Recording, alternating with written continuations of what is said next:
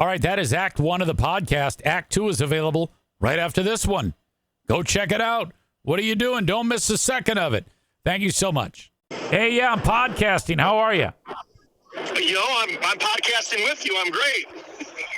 How long? It's been so many years, Dean. How are you? I'm fantastic. I'm en route to the land of Wayland, my friend. You live in the middle of Wisconsin now. You have a son? I do. I have a 5-year-old son. I live in central Wisconsin. Can you, hardworking dad. Yeah, how excited are you about getting together with, for this reunion with Tyler, Phil, and Mitch? Well, we haven't stopped, texting. We're super stoked. I can't wait, man. I'm ecstatic. This drive's taking forever, and I still have to get through tonight before we do it tomorrow, Yeah, I know. I'm excited to see you guys. It's going to be outstanding. I mean, we go back to what year was it that we started, kind of talking? So I want to say we left Los Angeles in 2010, and then around that same time is when we brought you guys breakfast and just got lamb-basted on the radio. Yeah, I remember. Yeah, I think so. At least 10 years since that lose review you did on us, which, by the way, you were awesome at roasting us, and we were all good sports, and I think that's when it all kind of started. I'm a little bit. What I regret is, I didn't put you on the radio. I just played it on the radio. And, hey, if you're on, is there any way you can put me on the handset? Yes, I can. Hold on, buddy.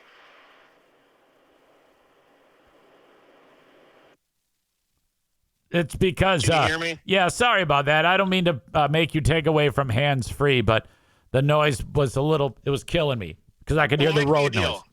If I get a ticket, you can just pay for it. Okay, fair enough. After that happened, though, JT, the program director, was like, hey, you guys were making fun of them, but I love that music. I'm going to call these guys up. And the next thing you know, man, can you take me through, because there was a lot of wonderment and awe when you were, take me through when you first heard yourself on the radio.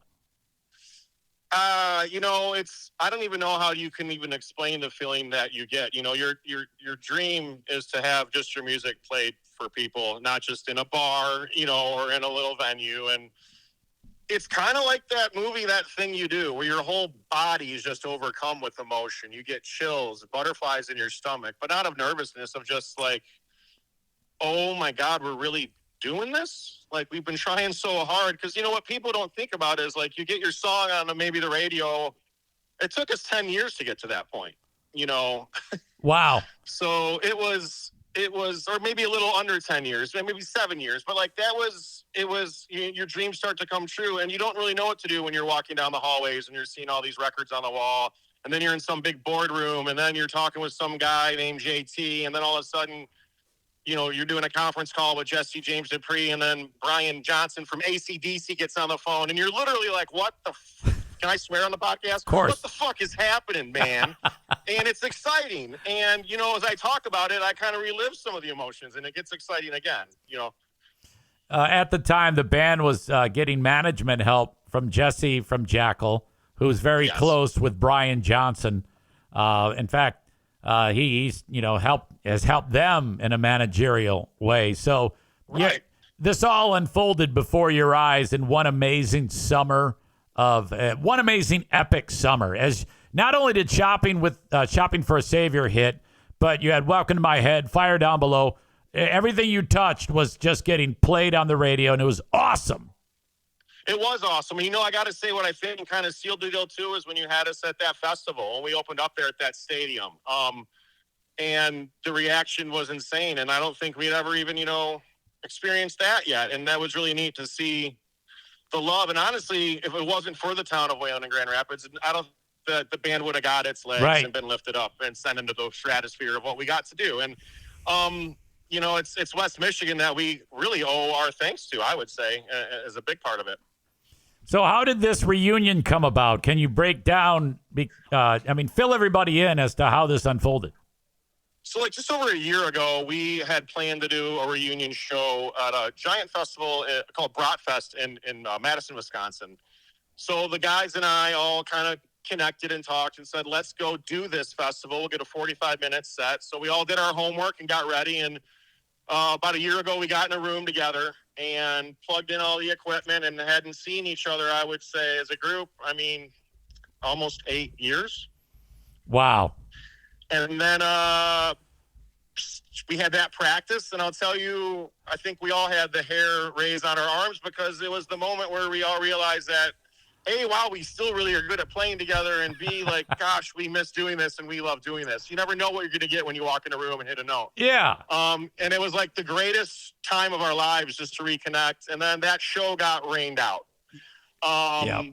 And we didn't get to do the show. And then I had seen the guys, you know, touring through and out and about in Wisconsin and gotten up and on stage with them a couple of times where I live. But I've been talking with Mitch a lot and Phil, and Mitch was mentioning this show in Wayland. And I was just like, well, I want to go to that. And I was like, he's like, you got to go. It's so much fun. And I was like, all right, I'm going to go. And then I was like, you need me to play some songs? And they were like, well, yeah. And then we called Tyler, and then next thing you know, we're all getting ready to go do this thing on Saturday, which I'm really excited about. Now, is Tyler in Michigan?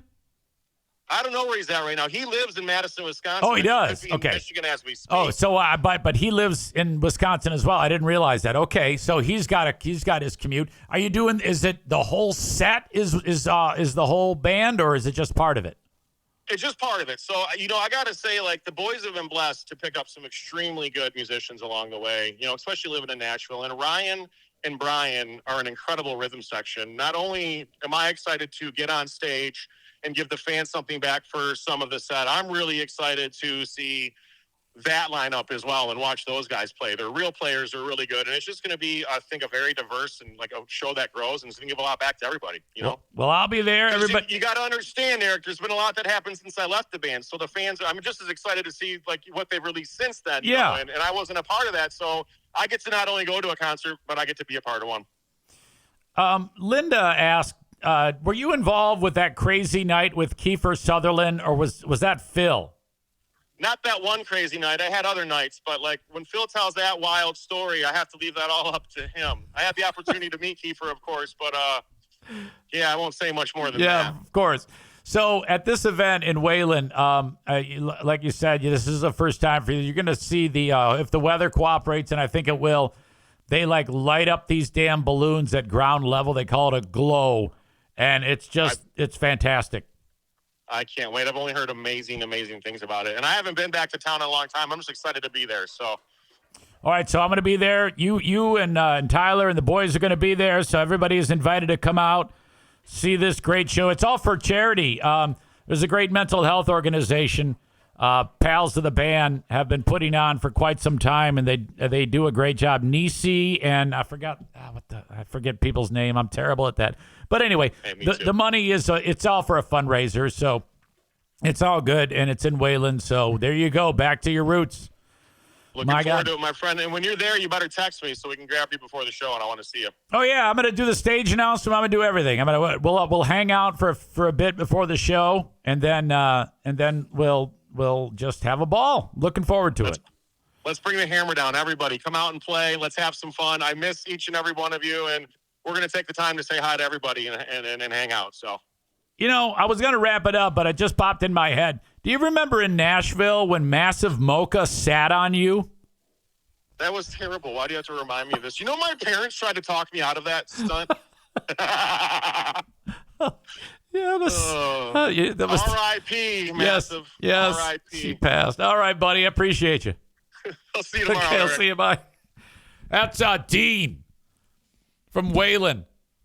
Holy fuck. I love that guy. I'm glad that's going to be happening. If you want to go spend time hanging out, you'll have a good time at the Wayland Balloon Festival. Just look that up, Wayland Balloon Festival. I'll leave the link in the show notes. Sorry, I just thought I had a dog issue here with 3 dogs, and I did not let them out, so I'm on borrowed time, waiting for them to say, all right, it's time to go. Easy. I talked with you yesterday that we had a bad day with Darla, she peed on the bed, and just before the nap yesterday, I was like, oh boy, and that was a bummer because you have to pull back the layers and hope that it doesn't get to the mattress.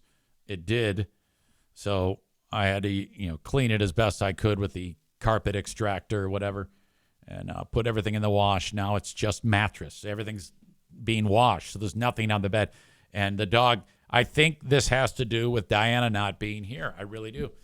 But anyway, so she felt terrible about this. I could tell. The dog did. And last night in the middle of the night, I have this fan and it fucking fell. And it made a hell of a lot of noise. And the only thing I can come up with is that it scared her so bad that she peed. Because the next thing I know is I roll over and there's pee again. I'm like, oh my God. And it's like directly on mattress now. Because like I said, everybody, so I'm like, what the fuck is going on here? So yeah, 3:30 in the morning, I'm out of bed. All right, everybody off the bed. I gotta fire up the carpet cleaner again, clean that damn thing, throw everything in the wash. I'm literally out of comforters. I go back to bed and I've got bath towels. Now I'm putting bath towels over me to use as a blanket. That's how horrible of a scenario this is. I've got a mountain of laundry downstairs and it's all bed sets. Nick is right. This is why, Easy, your electric bill is over $500. Oh my God. Nick is not he says, here's a novel idea. Keep the fucking dog off the bed. No. Megan knows. She says dogs belong in bed. Yeah. I have snuggle buddies. Damn it. And dogs, I think, belong on furniture and beds. In fact, it's their bed. I just happen to sleep in a dog bed. Megan, who is my twin, says, I agree with her 100%. They're sweet little heaters. They are. I love my dogs, and I don't care if they take a dump in the bed. They're going to be in the bed. Yoda World says it's the cost of doing business, so to speak.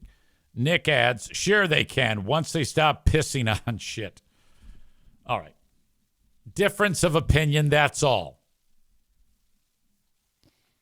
Alan in Wisconsin writes, Easy, please forgive me if I'm wrong. Didn't you at one point ball up your fist and punch your dog because he crossed you?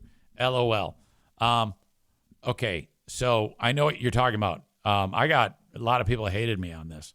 But years ago, I described a story where Lucy got into a fight with Daisy.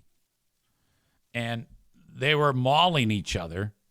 And I got in between them and was able to pick Lucy up and get her away from the fight. And she started to bite me and attack me. So I'm holding her and she's going. So I did like Bobby the Brain Heenan would in WWE. And I like cold cocked her one, bam, right in the head. And she's like, so yes, what you say is accurate. So then me describing that I punched the dog in the nose, it caused, I almost got fired. And people were so furious with that moment when I socked her right between the eyes. Yes, that absolutely happened. Skip is here. He writes, you should let him in the bed, but shouldn't be okay with them shitting in the bed.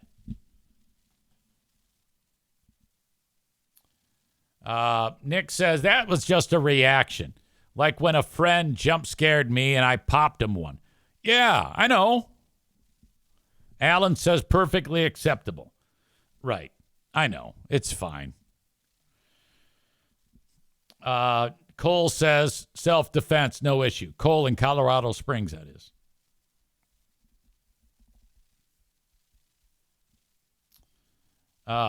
Speaking of jump scared and popping someone one, my beloved mother-in-law did that to me at Diana's parents' house back in the day. It's a dark hallway. I come out of the bathroom, and she jumps out at me, and she has this mask on of like a zombie. And, oh, my God. And, boy, did I crack her one. Boom! Short, quick, sharp jab right in the face. I'm like, oh, my God. And so she's pretty tough. She falls back, and she's laughing as she's falling. But I definitely 1,000,000% punched her in the face. She used to constantly grope me and molest me. They would drink, and then the next thing I know, she gets this look in her eye. And I'm like, uh-oh. And I'm going to get my ass pinched. And she was like, I think she wanted, like, to bone. But I would never dream of that. She left us at age 58. She was way too young. Jammy Time Megan says, my niece jump scared me while we were skiing up north. I hit her in the nose, and she was bleeding. I felt awful.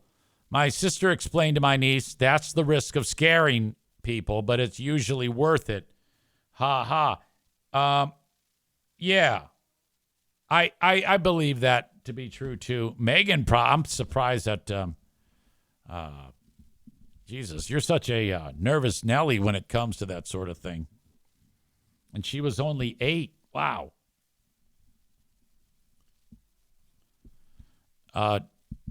Nick writes, it's funny once people learn that you take self-defense classes, they stop jump scaring you. I hate getting jump scared. It's terrible. I don't even like watching people get jump scared. You could kill somebody doing that. Donut Dan says it's so funny that women can sexually harass and still to this day, and it's okay. Yeah, I don't have a problem with it, you know? Like if I am just minding my own business and I get touched, the only problem I would have with it if it was a real bow wow.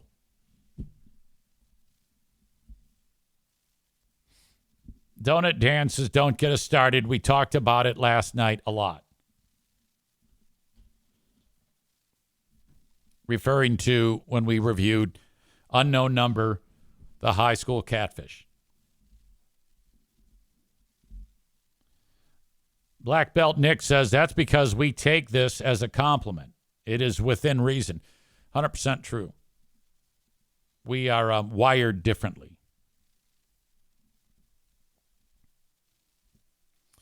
Piano Fingerbanger says, this reminds me of when Freebear tricked you into watching the fake car ad video with the zombie that flashed on the screen. Oh, that was great. Alan says, the infamous easy jump scares, kill people fight. That was a discussion on the radio. Yeah, I remember that jump scare video. I wonder if I could find that. Car hillside zombie jump scare.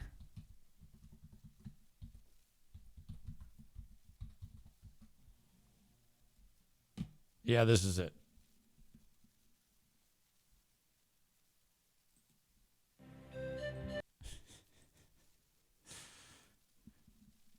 He goes, yeah, watch this. It's a video. You're gonna like it. I go, yeah, is it? And he goes, yeah, just watch it. I think this is it.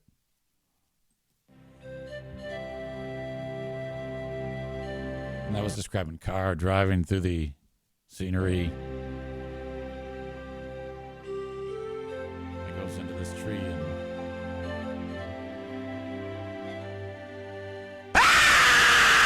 still scares me. That scared the hell out of me right there. God damn, that fucking freaked me out.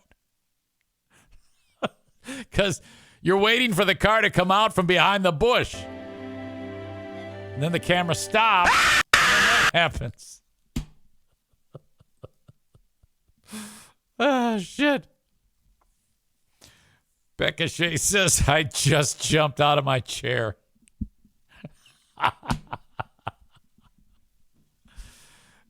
Megan says, God damn it scared me so bad, and I knew it was coming. Rebecca says, well, shit, that scared me just now, too.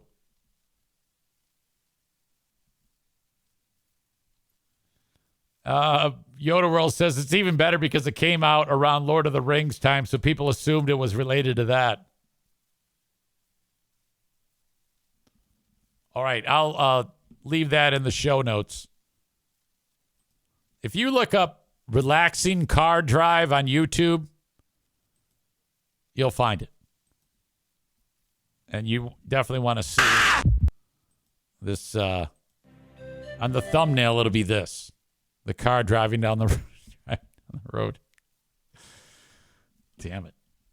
That scared me just watching it. And I played the video. All right. We got a puppy pile behind us. Doing well in the puppy regard. Thank you. Makes me happy. This moment happened in the football game yesterday. Some dude for the Eagles, Jalen Carter. So Dallas is the first team to have the ball.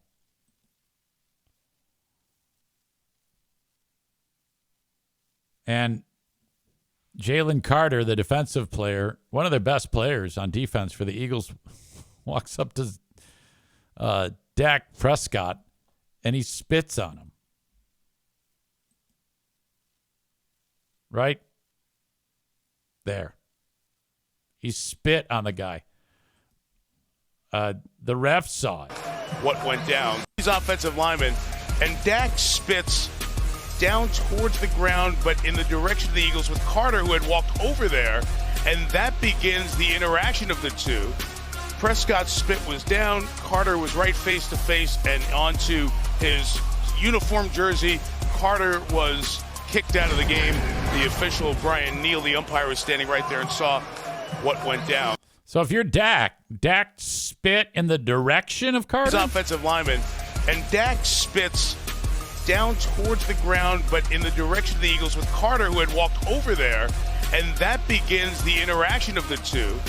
Prescott's spit was down. Carter was right face to face and onto his... Okay, this is the, how often do you see about... It's the response by the player that... It's the second one that gets you busted.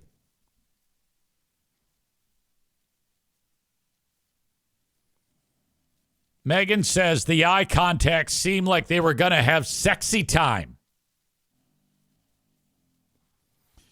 New audience member, RIJULBHAI 2012 or 212 says, Unc, you handsome. Thank you.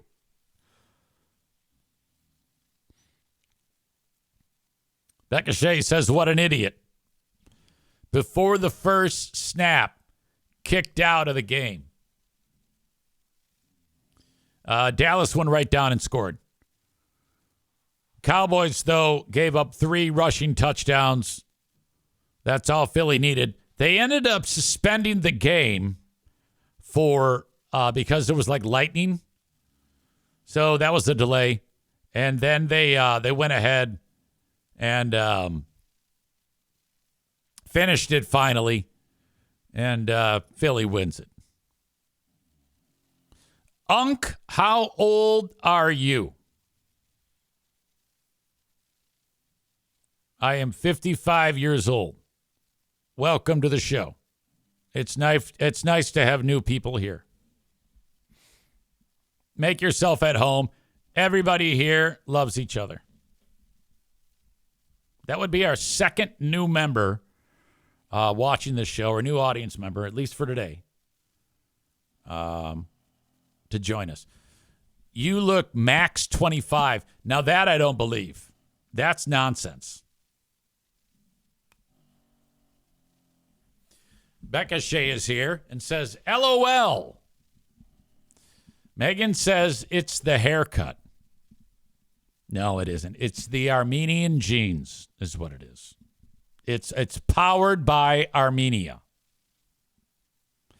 You're telling me things that I know, though. I know that I am remarkably handsome and humble, too.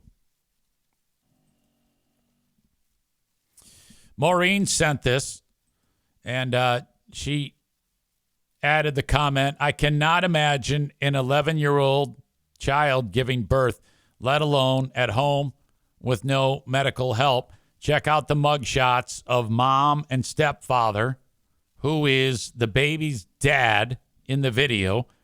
They look like feral animals.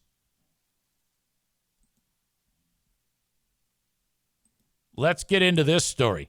Grandmother charged after 11-year-old gives birth at family's Oklahoma home. Nobody, not even the neighbors. They say things, but they don't know what was going on. You just heard from the 11-year-old's grandmother, Michelle Justice, who we spoke to in an exclusive interview last week. She has just been placed under arrest for child neglect. This comes after it was found through a paternity test that the 11-year-old's stepfather was found to have a 99% DNA match to the baby she birthed. I live next door.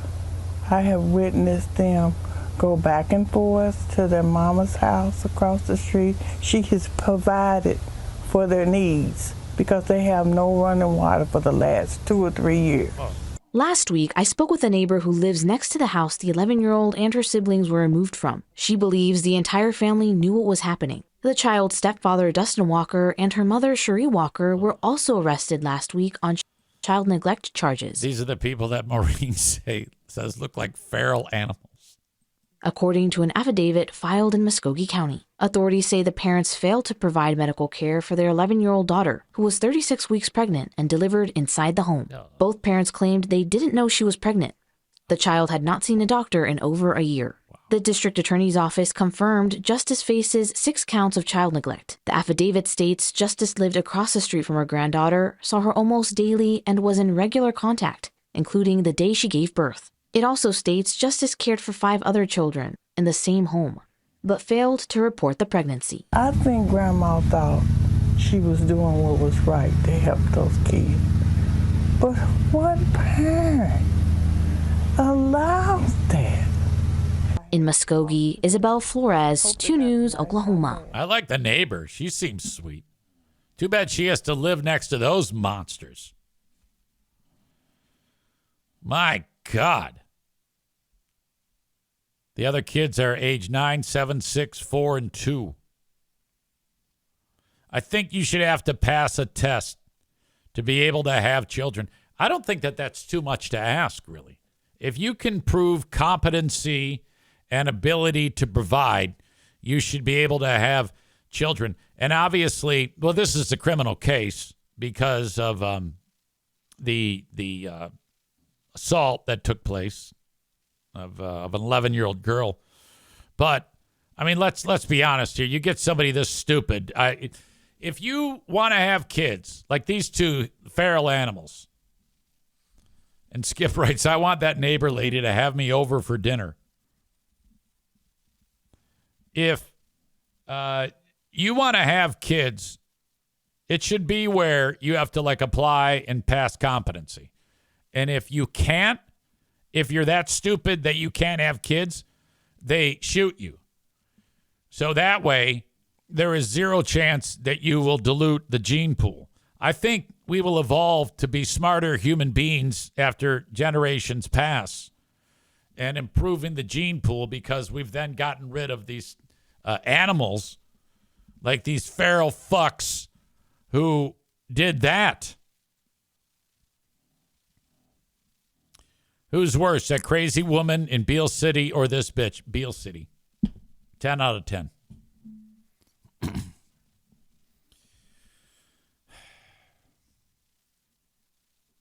Rebecca says CSA of a minor, fuck the mom and the stepdad forever.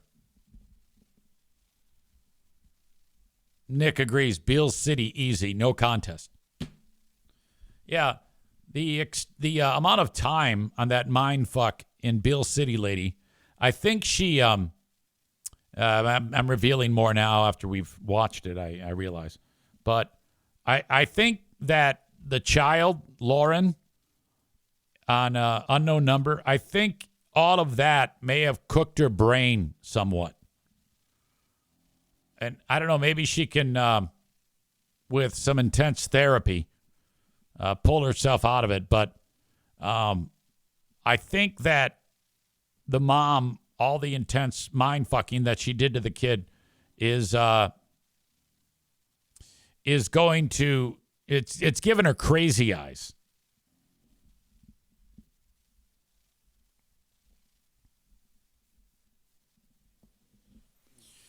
Joe Martinez is here.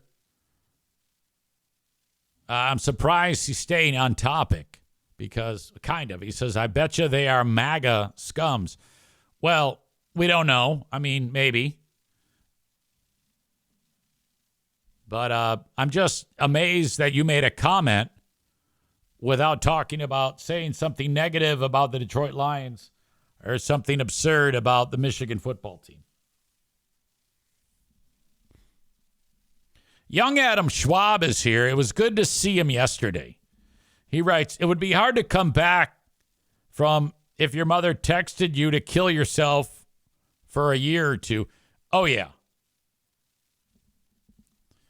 Piano Fingerbanger says, Owen's mom is a total MILF. She was a cutie, by the way. Skip is here. Skip loves MAGA. So I'll let you guys sort that out. I love my MAGA audience members. Despite their retardation, they are, on this show, some of the best people I know. Did you guys hear that Trump is renaming the Department of Defense? Like today, he might already have done it. He is signing a, what do they call those things where I make it so, and then he signs it and he holds it up. Executive order. He is signing an executive order today, and the Pentagon is no longer the Department of Defense. It is now known as the Department of War. And I am so happy with this. This is outstanding. And I don't know why he's doing it, but let's be honest here. If you have an offensive term for this department, I think it kind of adds to the specter of no one is going to fuck with us if we've got a whole building dedicated to starting wars.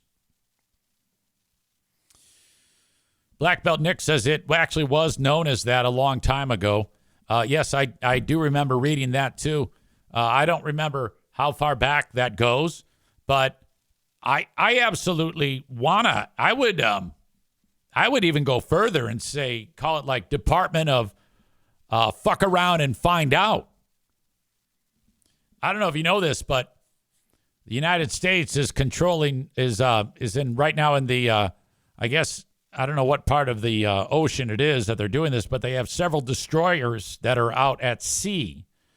And they're looking for these drug boats that are trying to get drugs into the U.S. with heroin laced with fentanyl that are coming from Venezuela or whatever that cartel is. There's two of them in Venezuela. So what the U.S. is doing is they've added more muscle into the waters, and they're blowing these boats up. I mean, just sinking them. And Rebecca says they're in the Gulf of Mexico. I think it's known as the Gulf of America now. I think he changed the name of that too. So we've got 9 destroyers out there, and they're blowing up drug boats. You see a drug boat? Boom, you blow it up. Cruise missile up the ass. Now, who can't get behind that? I don't think that there's anything wrong with that. I think that's outstanding. And then Trump's contention is the country of Venezuela is run by the cartel who influences, I forgot the name of the guy who runs Venezuela, Maduro. So, I mean, you can't really not get behind that, right? My point in all this is he doesn't give a shit. And so to name it the Department of War, I think kind of adds to the idea that right now, politically and from a military standpoint, the U.S. doesn't want to fuck around. So Venezuela, then, they have F-16 fighter jets, which are a little bit old, but they flew low over several of our, or at least one, I'm sorry, not several of our destroyers in a kind of an act of aggression and kind of daring us to blow them up. Now, I was reading that the U.S. could blow up Venezuela in about 4 minutes. And so what the fuck are they doing? From what I understand, Venezuela is tied to China, which I think if we fucked around with Venezuela enough, we would start another world war. What does this all mean? It all comes back to now we have the Department of War as opposed to the Department of Defense. No, I mean, honestly, I don't care. It doesn't change anything. It's still the same department. It's just a different name. But people are losing their shit. Murder lover Linda, she does not support Trump's effort to rename the Department of Defense.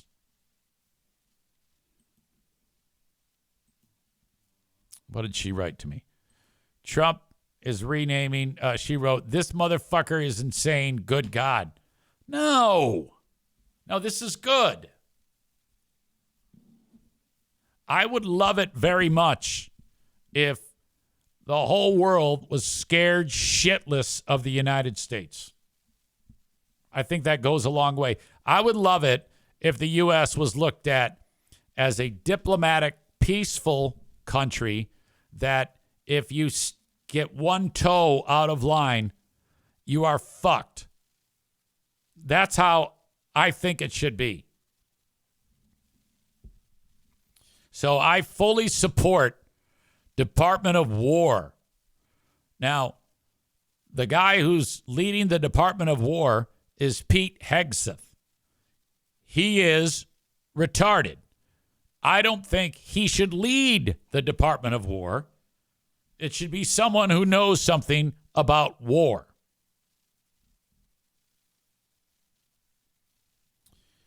Chris says war is peace.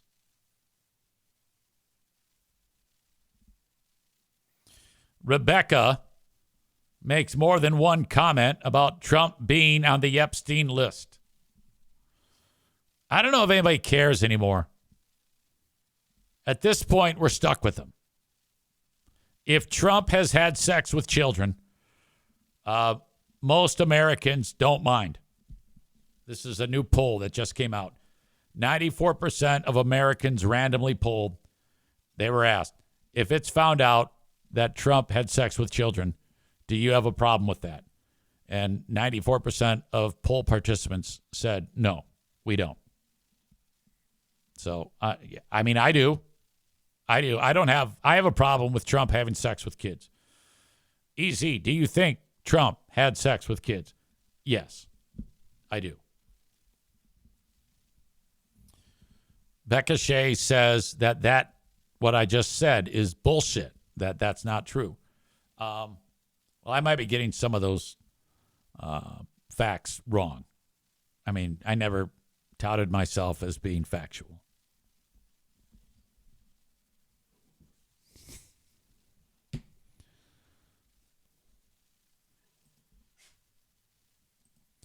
All right.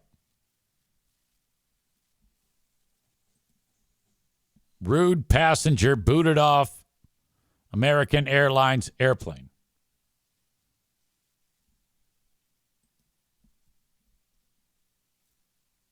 As I understand it, and there's video of this, the passenger got upset and the flight attendant was told to shut up. You can see it right here. Ever wonder what happens if you tell a flight attendant to shut up? This is the eyewitness footage. You should shut up. All door exits have evacuation slides to use in the unlikely event of an emergency. I can't hear. When directed to exit, jump onto the slide and move away from the airplane. In a water evacuation, life rafts are located in marked ceiling compartments. All exits are clearly marked I with can't hear. opening instructions. Okay, then we have no problem. If you can't hear, you can't follow instructions, and you're not on my list as someone who indicated can't by hear. signs and lights. In So the I'm event gonna of an ask the emergency, pilot to leave all remove you belongings because you're and not proceed to the compliant. closest useful I don't exit. got my seatbelt on. Do you know what you He's like, I've already got my seatbelt on. Like, that's going to keep him on the plane. did, right? I asked you to turn your phone off. Yeah, my phone is You off. started talking. I'm having a I had conversation to- here. You are listening. Can everybody else hear the announcement? Can you say it out loud? I'm like, yeah, we hear you. No, please for me? Yes. Okay, so everyone can hear it except for you. So do you want to come with us or not? Because it has to be fast. People have connections. And if you're not going to comply, then you have to get off. I need to hear yes or no, otherwise. Yes. What do you need to hear? Yes. Are you going to comply with Yes. new instructions? Yes. Okay. I'm not bothering you, miss. You're harassing We me. have to go back. You're harassing me at this point.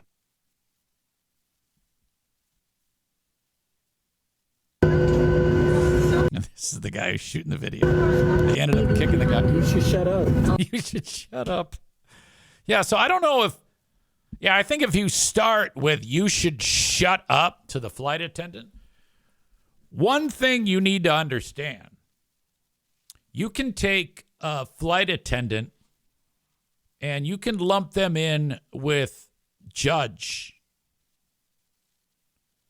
Do not fuck with either. No matter what. No matter what happens.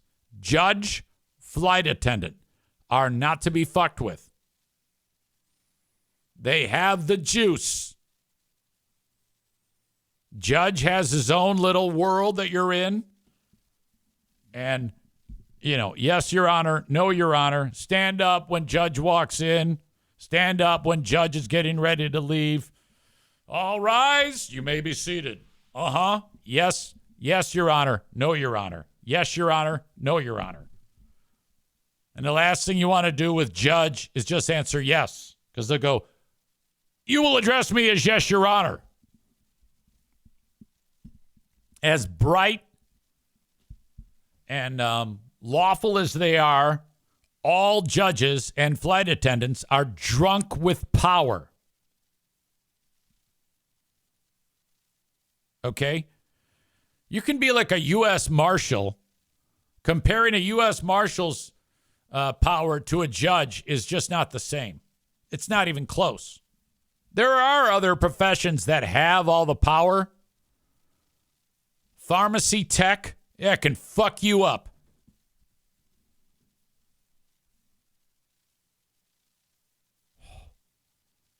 There are various jobs that it's like, yeah, they got you by the ball. Guy who's fixing your lawnmower. Oil change guy.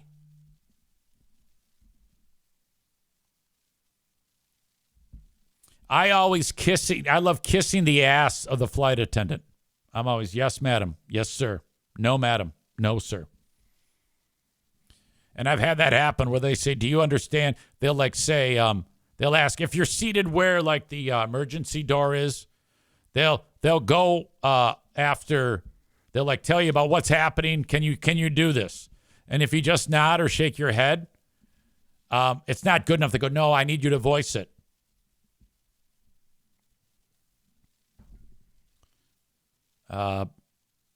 Black Belt Nick says patent examiner, which is what he does for a living. He's got the power.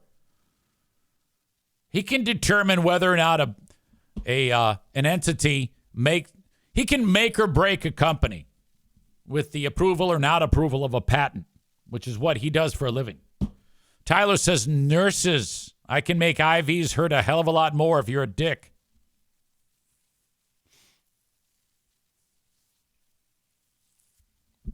Wow. So that guy's out. Yeah, don't fuck with those people. Come on now. That's ridiculous. The latest story about someone imprisoned for murder only to be set free after 27 years is one for the ages. This scares the hell out of people. A Minnesota man wrongly convicted of murder, 27 years, falsely implicated by a woman. That woman confessed to the murder. First, the woman said, yeah, this black guy did it. And then, you know how it is. Like, oh, of course he did. And he's like, I didn't do it. Yeah, you did. You're black. So they arrested him. And, of course, some shit sham trial 30 years ago. He is convicted. First-degree murder. He was released yesterday from a correctional facility. The Great North Innocent Project was able to get him freed. You know, a lot of times you see these organizations that are run by students, these various innocence projects across the U.S. They're associated with universities, law departments. And what they do is the professor will say, all right, welcome to the semester.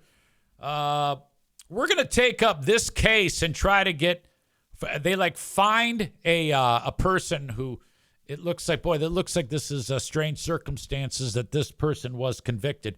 And then the law team of students will go over the case and look at it from a different light. And then they determine, hey, I think we've got something here. And they do their diligence, and then the case gets momentum. Boom. Next thing you know, somebody's free, and a handful of students had everything to do with it. It's outstanding. Makes you wonder about the whole process to convict these people in the first place when you have a bunch of first-degree law students proving their innocence. In my opinion, if you're in jail for any amount of time and then it's found out that you're innocent, you should be given a goddamn an amount of money. Like right out, like when you're walking out, they give you a suitcase full of money. Today, the courts have affirmed that Brian Hooper, his family, his loved ones, and his advocates have always, what he's already known, he's innocent. He reunited with his kids, who are all grown. He missed their whole lives. In 1998, a jury convicted Hooper of premeditated murder, felony murder while committing burglary, and felony murder while committing kidnapping in connection of the death of a 77-year-old woman. His conviction hinged largely on testimony from a woman who authorities say has since confessed to the crime. The woman's body was found in 1998 in a cardboard box wrapped with Christmas lights in a closet in her apartment.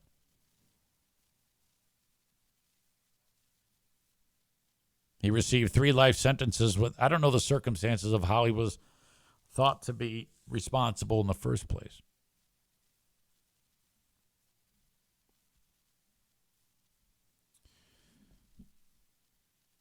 But he was exonerated and cleared. The woman, who officials said confessed to the killing, is in prison in Georgia for an assault-related crime and will be released in about 4 years. So now I don't know. Maybe they have another trial too. I don't know how that works.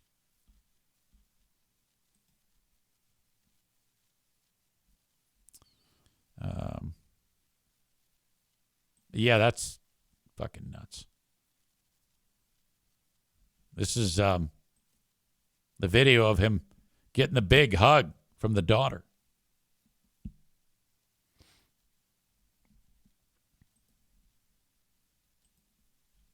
sorry. I got to get rid of this person. I don't know who. It's a bot.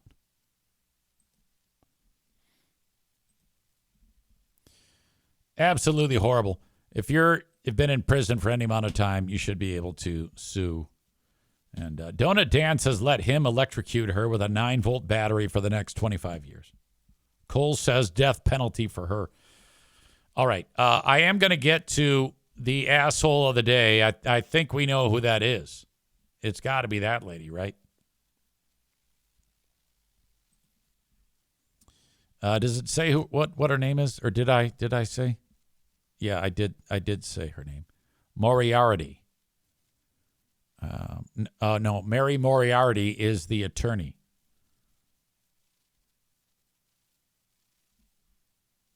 I don't know if I know that chick's name, but I can put something down for the asshole of the day. God bless the innocence projects that are all over this great nation. Before I wrap up, get your car cleaned inside and out at Oakland Auto Detail. Follow them on Facebook, too, and when you follow, you'll see the fun videos that they put up, a lot of before and after videos of how a car looked before and after the cleaning, if you like, when you're doom scrolling, looking at those. 616-510-3470. Please follow Oakland Auto Detail on Facebook. And if you comment on a video, please mention that you're there because of Easy.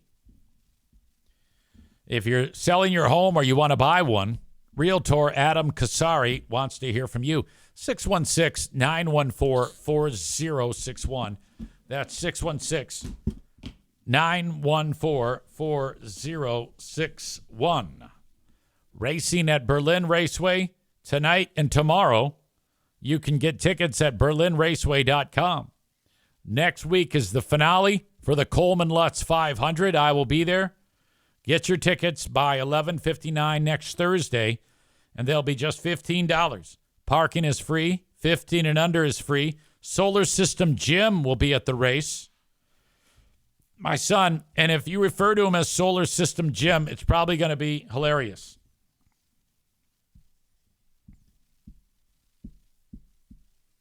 King's Room Barbershop. I think I need to make a trip over there today. They've got 3 locations. One is Caledonia. One is Northland Drive. One is 821 36th Street. Get a haircut at King's Room Barbershop. It'll set you back $21 plus tip. Their website is kingsroom.net. Please mention me when you get a haircut. The asshole of the day is Crazy Lying Murder Bitch. Congrats to her. She is your asshole of the day. Follow me on Patreon. Tophus is checking in. He says, Beale City Mom might be one of the worst people ever. If I had to choose between Adolf Hitler and Beale City Mom, it's going to take some scrutiny to figure out who's the worst. Hitler wins, okay? But the fact that Beale City Mom is in the conversation is just amazing. Honestly. So disgusting. There you go. Watch Unknown Number, the high school catfish, if you want to know what the heck we were talking about. Thank you, folks. I'll join you on the Patreon. Hopefully you'll join me a little bit later on. And maybe I'll see you at paintball on Saturday or the Wayland Show on Saturday evening. Thank you so much. Thanks for being here. Bye-bye.